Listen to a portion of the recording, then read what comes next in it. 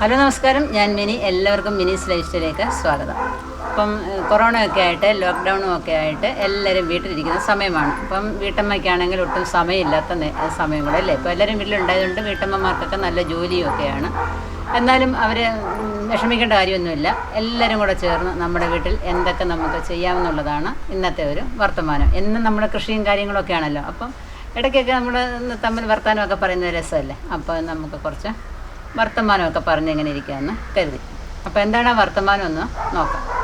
നമുക്ക് ഇങ്ങനെ ഒരു അവസരം നമുക്ക് കിട്ടത്തില്ല. കാരണം എല്ലാവരും ഒക്കെ വീട്ടിൽ ഇരിക്കുന്ന സമയമാണ്. ജോലിക്കൊന്നും പോകണ്ട, പുറത്തൊരു സാധനം വാങ്ങിക്കാൻ പോകണ്ട. അപ്പോൾ ഇഷ്ടം പോലെ സമയം നമുക്ക് വീട്ടിലുണ്ട്. അപ്പം നമ്മൾ വീട്ടിൽ പരസ്പരം എല്ലാവരും കൂടെ ഹെൽപ്പ് ചെയ്ത് നമ്മുടെ വീട്ടിലെ ജോലികളൊക്കെ എളുപ്പം ചെയ്തിട്ട് നമുക്ക് എന്തെല്ലാം ജോലികൾ നമുക്ക് എക്സ്ട്രാ നമ്മുടെ വീട്ടിൽ ചെയ്യാം എന്ന് നോക്കാം. ഈ 21 ദിവസം നമ്മളെ കൊണ്ട് ഓരോ ദിവസവും ഓരോ ജോലികൾ നമുക്ക് ചെയ്യാനായിട്ട് സാധിക്കണം. വെറുതെ ഇരുന്ന് നമ്മൾ സമയം കളയാതെ ഉറങ്ങാതെ നമ്മൾ പല പല ജോലികളിൽ ഏർപ്പെട്ടാൽ ഈ കോവിഡ്-19 കുറിച്ച് മാത്രം നമ്മൾ വർത്തമാനം പറഞ്ഞുകൊണ്ടിരുന്നാൽ നമ്മളൊരു നെഗറ്റീവ് എനർജിയിലോട്ട് നമ്മൾ പോയി കഴിഞ്ഞാൽ വളരെയധികം നിരാശപ്പെടേണ്ടി നമ്മൾ വരും. അപ്പം എപ്പോഴും പോസിറ്റീവായിട്ട് ചിന്തിക്കുക. ഇതിനെക്കുറിച്ച് മാത്രം ഇങ്ങനെ ഭീതിപ്പെടുത്തുന്നതായ വർത്തമാനങ്ങൾ കേട്ടുകൊണ്ടിരിക്കാതെ നല്ല നല്ല കാര്യങ്ങൾ ചെയ്യാനായിട്ട് ശ്രമിക്കുക. അപ്പോൾ എല്ലാവരും വിചാരിക്കും ഇപ്പം 2 മാസത്തേക്കുള്ള സാധനങ്ങളൊക്കെ വീട്ടിലുണ്ട്, ഇപ്പം തിന്ന് കുടിച്ചൊക്കെ ഇങ്ങനെ ഇരിക്കാം എന്നൊക്കെ വിചാരിക്കുന്നുണ്ടായിരിക്കും. പക്ഷേ അതല്ല. നമ്മൾ 2 മാസത്തേക്ക് വാങ്ങിച്ച് വെച്ചിരിക്കുന്ന സാധനങ്ങളൊക്കെ പെട്ടെന്ന് ചടപടേന്ന് തീരും. അതേപോലെ തന്നെ നമ്മുടെ കയ്യിരിക്കുന്ന പൈസയൊക്കെ അതുപോലെ തന്നെ പെട്ടെന്ന് തീർന്നു പോകും. അപ്പം പിന്നെ നമ്മൾ അങ്ങോട്ടും ഇങ്ങോട്ടുമൊക്കെ നോക്കുമ്പോൾ ദേഷ്യം വരും, കൈ പൈസ ഇല്ലെന്നുണ്ടെങ്കിൽ വിഷമം വരും, സങ്കടം വരും, പിന്നെ വഴക്കാവും, ഒക്കെ ആവും. അപ്പം നമ്മൾ അതിനനുസരിച്ച് നമ്മൾ വാങ്ങിച്ചു വെച്ചിരിക്കുന്ന സാധനങ്ങൾ അതിനനുസരിച്ച് നമ്മൾ ചിലവാക്കാനായിട്ട് ശ്രമിക്കുക. ധാരാളിത്തം നമ്മൾ ഒഴിവാക്കുക, മിതവ്യയം പാലിക്കുക. ഇപ്പം നമ്മുടെ ഭക്ഷണമൊക്കെ നമ്മൾ ദാരിദ്ര്യമൊന്നും പറയുന്നതൊന്നുമല്ല. ഇപ്പം നമ്മൾ ഭക്ഷണം വിളമ്പുമ്പോൾ എല്ലാം നമ്മളൊരു പാത്രത്തിനകത്ത് ആക്കി ഡൈനിങ് ടേബിളിൻ്റെ പുറത്ത് കൊണ്ട് വെച്ചിരുന്നാൽ ആവശ്യാനുസരണം മാത്രം വിളമ്പി കഴിക്കുക. വെറുതെ കുഞ്ഞുങ്ങൾക്കും എല്ലാം വാരി അവിടെ ഇവിടെ എല്ലാമായിട്ട് വേസ്റ്റാക്കി കളയാതിരിക്കുക. കാരണം എല്ലാത്തിനും ഇനി ക്ഷാമങ്ങളൊക്കെ വരും. അത് തീർച്ചയാണ്, എന്തായാലും വരും. കാരണം എല്ലാം ഇപ്പം ആകെ ഡൗൺ ആയിക്കൊണ്ടിരിക്കുകയാണ്. അപ്പം അതെല്ലാം നമ്മൾ വളരെയധികം ശ്രദ്ധിച്ച് ഓരോന്നും കൈകാര്യം ചെയ്യാനായിട്ട് ശ്രമിക്കുക. അപ്പോൾ ഈ സമയത്താണ് നമ്മുടെ പഴഞ്ചൊല്ലായ സമ്പത്ത് കാലത്ത് കൈവത്ത് വെച്ചാൽ ആപത്ത് കാലത്ത് കാപത്ത് തിന്നാന്ന് പറയുന്നത് പഴഞ്ചൊല്ല് ഇപ്പോഴാണ് നമുക്ക് അന്വർത്ഥമായിട്ട് തോന്നുന്നത്. കാരണം നമ്മൾ ഈ സമയത്ത് വല്ലതുമൊക്കെ നട്ടുപിടിപ്പിക്കുക, പച്ചക്കറികളൊക്കെ നടുക. എന്തെങ്കിലുമൊക്കെ നട്ടുപിടിപ്പിച്ചാലും നമുക്ക് ഇനി 2 മാസമൊക്കെ കഴിയുമ്പോൾ നമുക്ക് നമ്മൾ നട്ടുപിടിപ്പിച്ചെന്നൊക്കെ വിളവെടുത്ത് നമുക്ക് കഴിക്കാനായിട്ട് സാധിക്കും. കാരണം ഇനിയിപ്പം ഈ പ്രശ്നങ്ങളെല്ലാം കഴിഞ്ഞിട്ട് നമ്മുടെ ഈ ബോർഡറെല്ലാം അടച്ചിരിക്കുകയാണ്. പച്ചക്കറികളൊന്നും വരത്തില്ല. പിന്നെ മാംസാദികൾ വരുന്നതെല്ലാം വളരെയധികം നിയന്ത്രണത്തിലാണ്.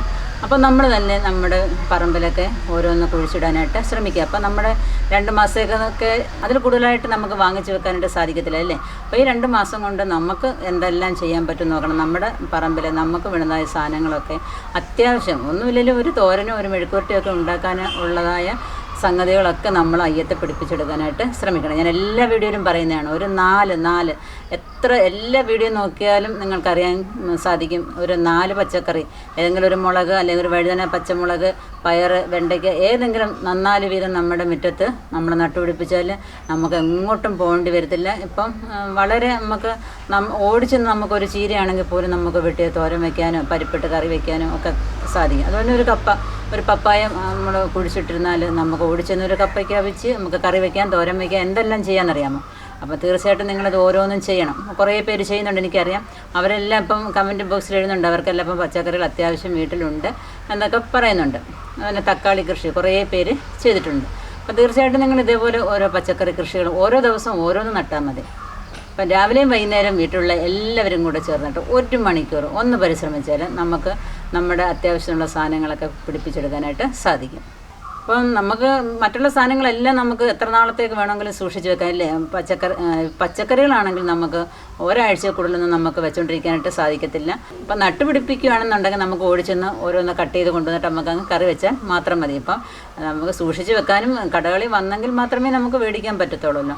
അപ്പോൾ അതുകൊണ്ട് നിങ്ങൾ എന്തായാലും എന്തെങ്കിലുമൊക്കെ ചെയ്യാനായിട്ട് ശ്രമിക്കുക.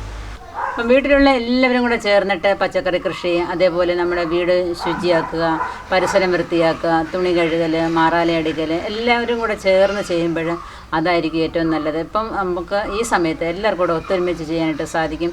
ഇപ്പോൾ ഒരാൾ കടന്ന് കഷ്ടപ്പെടുന്നതിനേക്കാൾ നല്ലത് എല്ലാവരും കൂടെ ചേർന്ന് ചെയ്യാനായിട്ട് ശ്രമിക്കുക. ഇതിലൊക്കെ ഉപരിയായിട്ട് നമ്മൾ ചെയ്യേണ്ടത് ഒന്നാമത്തെ കാര്യമായിട്ട് പറയേണ്ട കാര്യം ഇതായിരുന്നു, പ്രാർത്ഥന. നമ്മുടെ ഭവനത്തിൽ എല്ലാവരും കൂടെ ചേർന്ന് പ്രാർത്ഥിക്കുക. അതാണ് ഏറ്റവും മെയിനായിട്ട് വേണ്ട ഘടകം. ഏത് വിശ്വാസത്തിൽപ്പെട്ടവരാണെങ്കിലും അവനവൻ്റെ വിശ്വാസത്തിന് അനുസരിച്ചുള്ള പ്രാർത്ഥനകൾ വീട്ടിൽ നിന്ന് പ്രാർത്ഥിക്കുക.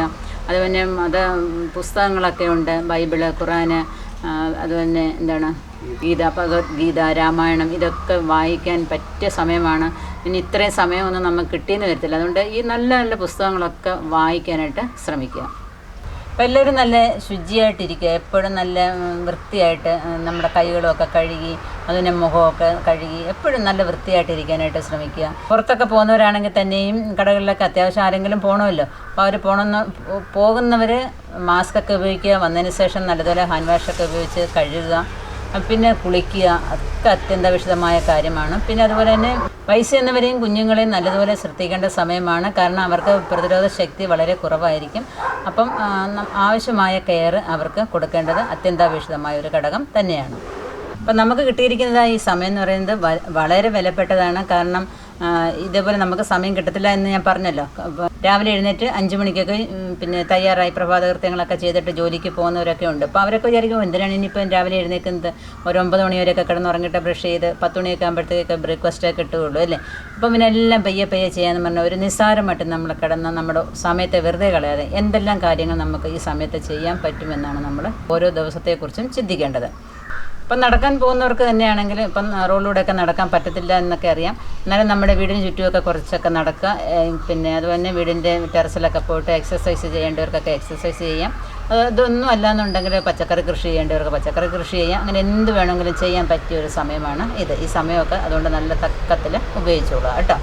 പിന്നെ അതുപോലെ നമ്മുടെ കുഞ്ഞുങ്ങൾക്ക് എന്തെങ്കിലുമൊക്കെ കഴിവുകളുണ്ടെങ്കിൽ അവരെ ആ കഴിവുകളൊക്കെ ഒന്നും കൂടെ വികസിപ്പിച്ചെടുക്കാനായിട്ട്. കാരണം ഇപ്പോൾ ട്യൂഷനൊന്നും പോകണ്ട, മറ്റേത് ഒരു ട്യൂഷൻ കഴിഞ്ഞിട്ട് വരുമ്പോൾ അടുത്ത ട്യൂഷൻ പോമോനെ എന്ന് പറഞ്ഞാൽ നമ്മൾ ഉന്തിത്തള്ളി വിടുന്ന കൊച്ചുങ്ങളൊക്കെ ഇപ്പോൾ വീട്ടിൽ കുത്തിയിരിക്കുകയാണ്.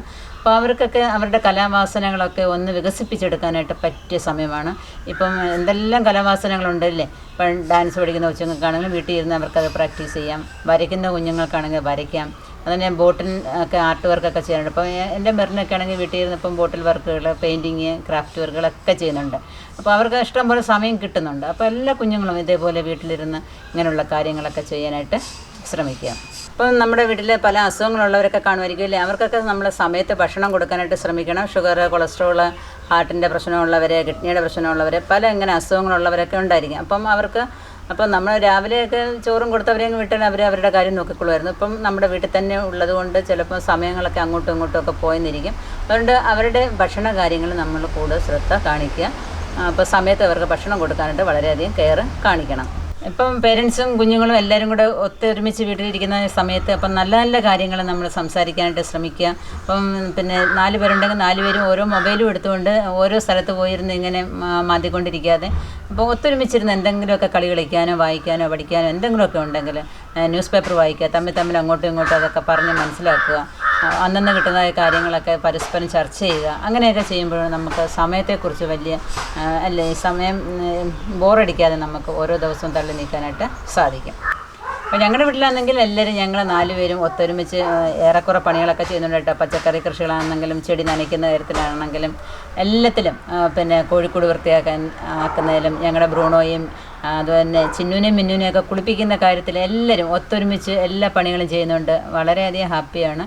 പിന്നെ നമ്മൾ എല്ലാവരും അങ്ങനെ ഒത്തൊരുമിച്ച് ചെയ്യുന്നുണ്ട്. എനിക്കിപ്പോൾ ഒരു ജോലി കുറവും ഉണ്ട് കേട്ടോ സത്യത്തിൽ. പിന്നെയെന്ന് പറഞ്ഞാൽ ഇപ്പോഴേ ചക്കക്കുരു, മാങ്ങ ഒക്കെ ഉള്ള സമയമാണ് കേട്ടോ. ഇതെല്ലാം നമ്മൾ കളക്ട് ചെയ്ത് വെക്കേണ്ട സമയമാണ് ഇപ്പം.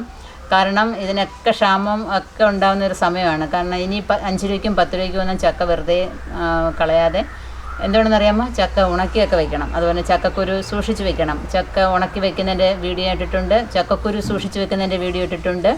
അതുപോലെ മാങ്ങ പലതരത്തിൽ അച്ചാറിട്ട് വയ്ക്കുന്ന വീഡിയോ ഇട്ടിട്ടുണ്ട്. പിന്നെന്താണ് ഇഞ്ചിയും സൂക്ഷിച്ച് വെക്കുന്ന വീഡിയോ ഇട്ടിട്ടുണ്ട്. അതിൻ്റെ എല്ലാ ലിങ്ക് താഴെ കൊടുത്തേക്കാം. നിങ്ങളതെല്ലാം കണ്ട് ഇപ്പോൾ ഈ സമയം ഇഷ്ടം പോലെ ഉണ്ട്. അപ്പോൾ എല്ലാവരും കൂടെ ചേർന്നിട്ട് അതൊക്കെ ചെയ്യാനായിട്ട് ശ്രമിക്കുക. അപ്പോൾ നിങ്ങൾക്ക് ഈ വീഡിയോ ഇഷ്ടപ്പെട്ടു കാണുമെന്ന് വിചാരിക്കുന്നു. അപ്പോൾ എല്ലാവരും സന്തോഷത്തോടെ ഇരിക്കുക, പോസിറ്റീവ് ചിന്താഗതിയോടുകൂടി മാത്രം ഇരിക്കുക കേട്ടോ. നെഗറ്റീവ് മൈൻഡോടുകൂടി ഇരിക്കാതെ കൊറോണ വരുമല്ലോ എന്നുള്ള ആ ഭീതിയോടുകൂടി ഇരിക്കാതെ സന്തോഷത്തോടുകൂടി ഇരിക്കുക. എന്ത് വന്നാലും എന്നായാലും ഒരിക്കൽ ജനിച്ചാൽ നമ്മൾ മരിക്കണമല്ലേ. അപ്പം നമ്മൾ മരിക്കുന്നവരെ നമ്മൾ ജീവിക്കുക, അതാണ് വേണ്ടത്.